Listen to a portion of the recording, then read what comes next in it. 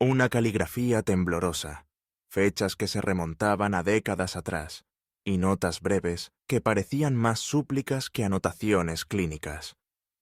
Paciente 312. Fiebre persistente, delirios nocturnos. Paciente 407. Desaparecido. Algunas páginas terminaban abruptamente, como si la mano que escribía hubiera sido interrumpida por algo demasiado urgente o demasiado aterrador para dejar constancia. Pasé la mano por la cubierta del libro y sentí un escalofrío recorrerme el brazo. Era como si, a través de ese simple gesto, hubiera interrumpido un sueño profundo, despertando recuerdos dormidos bajo capas de polvo y olvido. Cerré el libro con cuidado y me obligué a seguir adelante. El hospital parecía crecer en silencio a mi alrededor. Con cada paso que daba, las sombras se alargaban y el aire se volvía más denso, más opresivo. Giré a la izquierda y avancé por el corredor que había visto al entrar. Las paredes cubiertas de pintura descascarada parecían susurrar bajo mi tacto. Había carteles descoloridos, anuncios de campañas de vacunación y recordatorios para lavarse las manos, testimonios mudos de una rutina diaria que alguna vez existió allí. Pero bajo esa capa de normalidad sentía algo más, una presencia sutil, como si los ojos invisibles de los que alguna vez habitaron el hospital me observaran desde cada rincón. En una de las habitaciones, la puerta estaba entreabierta. Empujé suavemente y entré.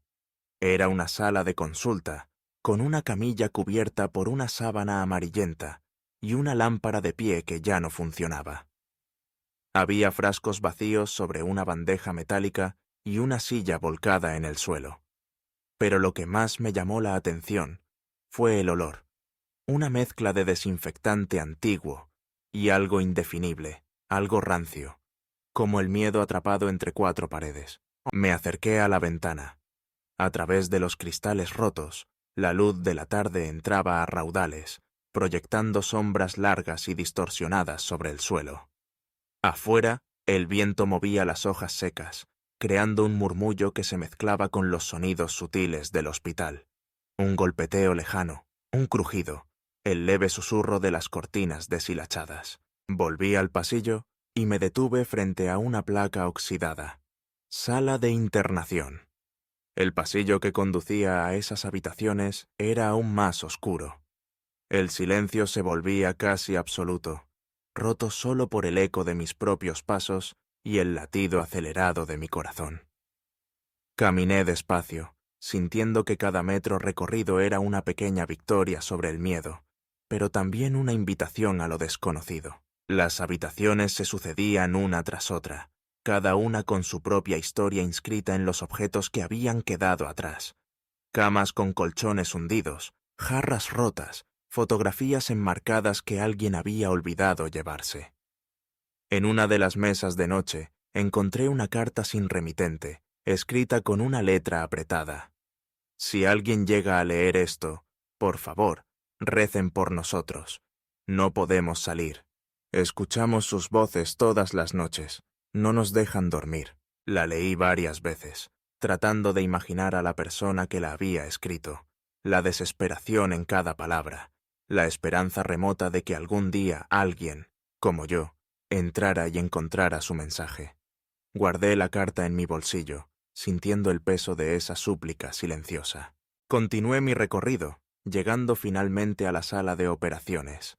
Allí el ambiente era diferente. El techo alto estaba cubierto de moho, y las lámparas quirúrgicas colgaban como esqueletos. Había instrumentos quirúrgicos esparcidos sobre una bandeja, algunos aún manchados de óxido. Me acerqué y, por un instante, juraría que oí un suspiro, un sonido leve pero inconfundible, como el último aliento de alguien que se resiste a marcharse. Cuentan que, en esa sala, los médicos trabajaban hasta el agotamiento, que hubo noches de tormenta en las que la luz se iba, y los cirujanos operaban a la luz de las velas, luchando contra el tiempo y la muerte.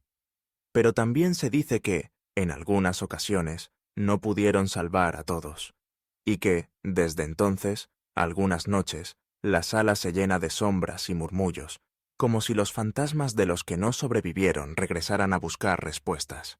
Me senté un momento en el borde de la camilla, cerré los ojos y traté de escuchar.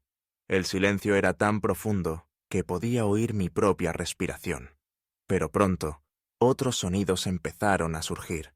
Pasos lejanos, un gemido, el llanto de un niño.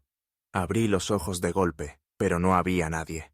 Solo yo, los objetos abandonados y la memoria de un tiempo en el que el hospital estaba vivo. Decidí volver al pasillo principal. A medida que avanzaba, el aire se volvía cada vez más frío, y la sensación de estar siendo observado aumentaba. Pensé en todas las historias que me habían contado. Enfermeras que veían figuras cruzar los pasillos cuando ya nadie debía estar allí. Pacientes que aseguraban oír voces que los llamaban por su nombre. Luces que se encendían y apagaban solas. Historias que, fuera de aquel lugar, sonaban a superstición, pero que allí, en medio de la penumbra, cobraban un sentido inquietante. Llegué al ala pediátrica, donde los colores desvaídos en las paredes y los juguetes rotos servían como un recordatorio cruel de la inocencia perdida. Había dibujos hechos por niños, manos pequeñas estampadas en pintura, nombres escritos con letras torcidas y colores brillantes. Pero el ambiente era pesado, como si las risas que alguna vez llenaron ese espacio se hubieran transformado en suspiros. Me acerqué a una cuna vacía. Sobre el colchón, un osito de peluche cubierto de polvo. Al tomarlo entre mis manos, sentí una punzada de tristeza inexplicable, una mezcla de ternura y miedo, como si el objeto fuera el último guardián de un secreto demasiado grande para ser compartido. Dejé el osito en su lugar y salí de la habitación, con el corazón latiendo a toda velocidad. En ese momento, algo cambió. Un viento helado recorrió el pasillo, apagando la poca luz que entraba por las ventanas. Las sombras se movieron, y por un instante tuve la certeza de que no estaba solo. Escuché pasos a mi espalda, cada vez más cerca. Me giré de golpe, pero no vi a nadie. Sin embargo, el sonido persistía, como si alguien invisible caminara tras de mí, imitando mis movimientos, respirando mi mismo aire. Aceleré el paso, sintiendo que el hospital se cerraba a mi alrededor, que los muros se estrechaban y las puertas se multiplicaban, todas iguales, todas conduciendo a ninguna parte. La lógica parecía desvanecerse en ese laberinto de corredores oscuros y habitaciones vacías. Empecé a llamar en voz alta, a preguntar si había alguien más allí, pero solo obtuve el eco de mi propia voz, distorsionado y burlón. De pronto, desde una de las habitaciones surgió una luz tenue. Me acerqué con cautela y, al asomarme, vi una figura borrosa junto a la ventana. Era una mujer de cabello largo, vestida con una bata blanca. Parecía ajena a mi presencia, mirando fijamente hacia el exterior, como si esperara a alguien. Me acerqué un poco más y, de repente, la figura se desvaneció, como si nunca hubiera estado allí. Sentí una oleada de frío y salí corriendo de la habitación, sin atreverme a mirar atrás. Los minutos siguientes fueron una mezcla de confusión y miedo. No sabía si lo que había visto era real o producto de mi imaginación, alimentada por las historias y el ambiente opresivo del hospital. Pero algo en mi interior me decía que no estaba solo, que las paredes, como decían las leyendas, habían absorbido todo lo que ocurrió en su interior, y que ahora, en mi visita, despertaban para recordármelo. Llegué finalmente al vestíbulo, jadeando, con las manos temblorosas. Miré hacia atrás y, por un momento, me pareció oír voces, susurros lejanos que se desvanecían en la penumbra. Salí al exterior, cerrando la puerta tras de mí, y sentí como el aire fresco de la tarde me envolvía, disipando poco a poco el peso que había llevado encima durante mi recorrido. Al alejarme del hospital, miré una vez más hacia la fachada agrietada. Las ventanas seguían allí, como ojos cansados que nunca se cierran. Pensé en todas las historias que me habían contado, en los nombres escritos en el libro de registros, en la carta encontrada en la mesa de noche. Me pregunté cuántas de esas almas seguían vagando por los pasillos, prisioneras de recuerdos que no pudieron dejar atrás. Esa noche, al llegar a casa, no pude dormir. Cerraba los ojos y veía corredores interminables, puertas entreabiertas, figuras que se desvanecían en la oscuridad. Sentía el eco de los susurros, la súplica silenciosa de quienes nunca pudieron salir del hospital del silencio. Comprendí entonces que hay lugares donde el pasado no muere, donde las paredes guardan celosamente los secretos de quienes pasaron por allí. Desde entonces, cada vez que paso cerca de un edificio antiguo, pienso en lo que esconden sus muros, en las historias que nadie se atreve a contar, en los susurros que resuenan cuando cae la noche.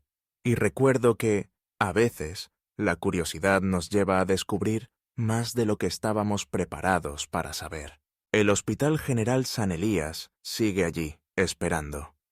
Sus ventanas rotas observan el mundo con paciencia, sus pasillos vacíos aguardan nuevos pasos, nuevas historias que se sumen a las antiguas. Y aunque la gente se marche, aunque el tiempo siga su curso y el polvo se acumule en cada rincón, los susurros permanecen.